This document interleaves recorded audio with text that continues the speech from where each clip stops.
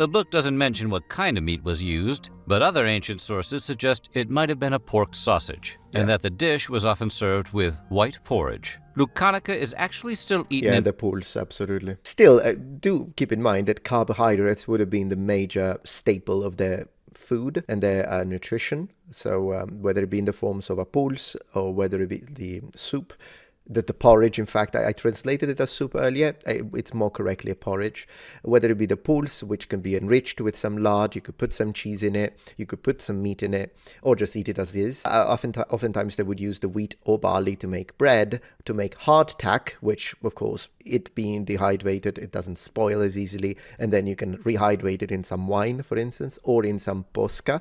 I'm not going to say what posca is because I imagine he's going to say it, otherwise I will. It's a drink. Or you could take hardtack and put it inside the pulse, and that rehydrates it, and then you can eat it without breaking your teeth, similar to the sort of hardtack that was given in ships, for example, even in as late as the 1800s. But yeah, there was certain level of variety in the food that they would eat. In Italy to this very day. Sì. Look for it under the slightly different name of Luganiga. Here we go.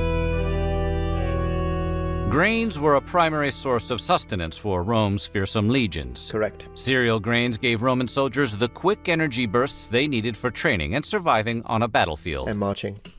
In fact, the typical Roman soldier ate somewhere in the neighborhood of 1/3 of a ton of grain on an annual basis. Yes, so when we say grain, since earlier on I said wheat, important to just underline to be specific, the variety changes depending on availability, but usually we're talking about ancient wheat. That's a whole lot of frosted flakes.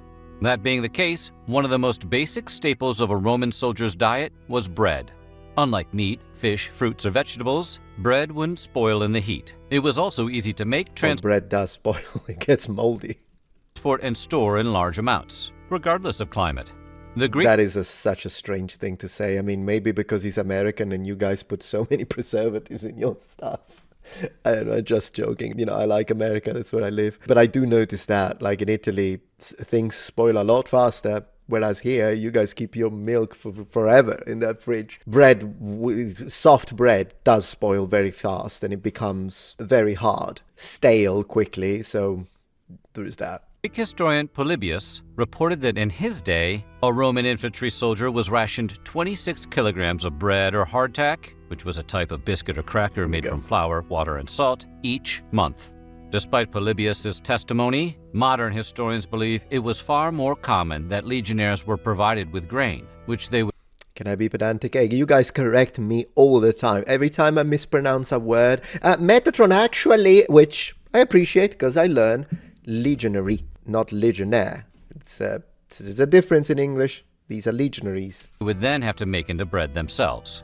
We know from several ancient sources that Roman legionnaires were expert bakers and cooks. Absolutely, they did it themselves, yeah. Legionaries did do it themselves, but then sometimes they can be helped by the slaves. Because do remember that imagine you have a century. That's 80 men, 18 fighting men, 20 slaves. That is because if you subdivide it, you go into the smallest unit, which is the contubernium, 8 fighting men, 2 slaves. Each soldier had to carry his own rations, and when camp was made, each soldier would have to grind his own wheat into flour using a mill.